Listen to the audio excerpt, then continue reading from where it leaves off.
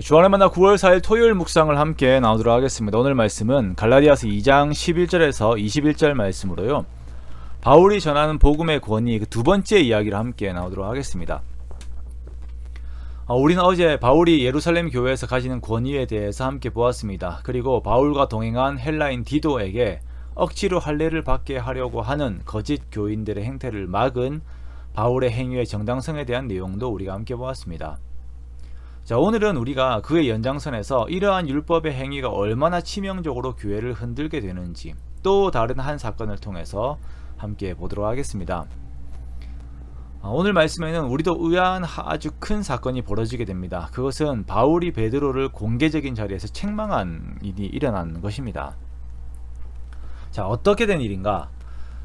베드로가 안디옥에 왔을 때 베드로는 이방인들과 함께 식사를 하고 있었어요. 그런데 이 일이 율법적으로는 금지되었던 일이었죠.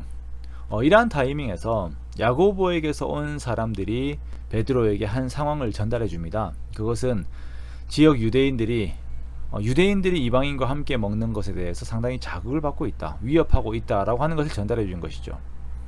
그러자 이 말을 들은 유대인 베드로가 두려워하면서 식사 자리에서 떠나 물러가게 됩니다. 그리고 다른 유대인들도 함께 외식하게 되어요. 베드로의 이러한 행위는 좋지 않은 부분에서 상당히 큰 영향력을 끼치게 됩니다. 첫째는 모든 유대인들이 같이 외식하게 되고, 두 번째는 이방인 기독교인들에게는 창피와 모욕적인 일들이 생기게 된 것입니다. 물론 베드로의 이러한 행위가 먼저는 유대인 기독교인들을 보호하기 위한 조치일 수도 있습니다만, 먼저는 복음의 진리에서 벗어난 행위였습니다. 그러므로 바울이 이를 두고 모든 사람 앞에서 베드로를 책망하죠. 성경을 보면 정말 다혈질하면은 바울이 최고인 것 같습니다. 베드로도 한 성격하고 한 다혈질 하는데 베드로는 그래도 눈치를 보거든요. 그런데 바울은 그런 게 없어요. 대제사장에게 욕하고 나중에는 몰라서 그랬다라고 하고 정말 성격에는 거침이 없습니다. 그리고 이 성격을 가지고 그대로 당시 예루살렘 교회의 최고의 리더인 베드로를 책망합니다. 그 이유는 14절에 나와 있죠. 복음의 진리를 따라 바르게 행하지 아니함을 보고라고 말씀하고 있습니다. 즉 예루살렘 교회라고 하는 조직이 있지만 바울이 먼저 생각하는 것은 예수님, 즉 예수 그리스도의 복음이에요.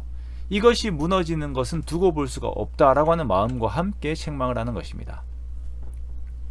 이것이 왜 그렇게 책망을 받을 일인가? 베드로의 이러한 행위가 예수님의 십자가의 공로를 폄하하는 결과를 가지고 오기 때문입니다. 사람이 구원을 얻는 것이 율법의 행위가 아닌 오직 예수 그리스도를 믿는 믿음으로 구원을 얻는 것인데, 이 복음이 공격받을 틈을 주는 것이에요. 마치 행위가 더해져야 구원을 얻는 것처럼 나의 어떤 능력이 내가 구원을 받는데 유효한 그런 행위가 되는 것처럼 생각하게 만드는 이러한 행위를 예루살렘 교회 최고 지도자가 행해버린 것입니다. 그러므로 바울이 건방져서 베드로를 책망한 것이 아니라 베드로의 위치라고 하는 그 중요성과 위험성으로 인하여서 공개적으로 책망을 한 것입니다. 그리고 이 책망은 갈라디아 교회에도 동일하게 전달이 되는 것이에요. 너희가 받고 있는 유혹이 이러한 것이다.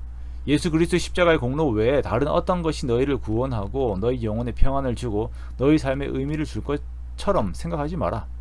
오직 내 안에 살아계신 예수 그리스도, 그분을 믿는 믿음만이 나에게 구원의 근거가 되는 것임을 증거하고 있는 것입니다. 사랑하는 성도 여러분, 이 말씀, 오직 예수님만이 나의 구원의 근거가 되심을 고백하는 저와 여러분이 되시기 원합니다. 다른 어떤 것도 여기에 끼어 들어올 수가 없습니다. 우리가 신앙생활을 하다 보면 예수님에 대한 집중도가 떨어질 때가 있어요. 그 어떤 불안함 혹은 무료함 앞에서 다른 어떤 것에 정신이 팔릴 때가 있어요. 절대 그렇게 하지 마십시오. 그럴 때일수록 더욱더 예수님을 찾으세요. 제가 최근에 한 친구에게 이렇게 말한 적이 있습니다. 내가 매일 성경 묵상을 올리고 수요예배, 주일 예배 설교를 준비하면서 정말 예수님 이야기만 하게 된다라고 말을 했어요. 그러자 돌아오는 대답이 조금 의아했습니다. 왜? 이야기 소스가 다 떨어졌나? 이렇게 이야기를 하더라고요. 그래서 조금 더 진지하게 이야기를 했습니다. 아니, 정말 우리에게 예수님이 얼마나 중요한지, 예수님이 없으면 얼마나 우리의 신앙이 이야기가 되지 않는지 날마다 더욱더 깊이 확신하게 된다. 그리고 그것을 더욱더 강조하게 된다라고 말했습니다. 우리는 성경에서 우리가 듣기 좋은 어떤 이야기거리, 내가 할 수 있을 만한, 사람을 기쁘게 할 만한 무언가를 찾는 것이 아닙니다. 우리는 성경 말씀 안에서 오직 예수 그리스도만 찾는 것이에요. 만물 안에서 만물을 충만케 하시는 예수님이 중심에 있지 않고는 아무런 이야기가 되지 않는 것입니다. 더 첨부해서도 빼서도 안 됩니다. 나의 구원, 나의 신앙, 오직 예수님만이 전부입니다. 이것을 희석시키려고 갈라디아 교회에 들어온 세력과 같은 그러한 세력들의 유혹이 오늘날 우리들에게도 계속 주어질 것입니다. 주님 오실 때까지 이러한 유혹이 들어올 것입니다. 그러나 이럴 때일수록 나의 자아를 더욱 주님 앞에 드리는 저와 여러분 되시기 원합니다. 그렇게 주님 앞에 나를 드리고 주님과 깊은 교제 가운데 들어가십시오. 그러면 주님께서 그분의 영광과 가치를 우리들에게 더욱 환하게 보여줄 것입니다. 이러한 기쁨의 은혜가 저와 여러분에게 가득하시기를 주님의 이름으로 축원합니다.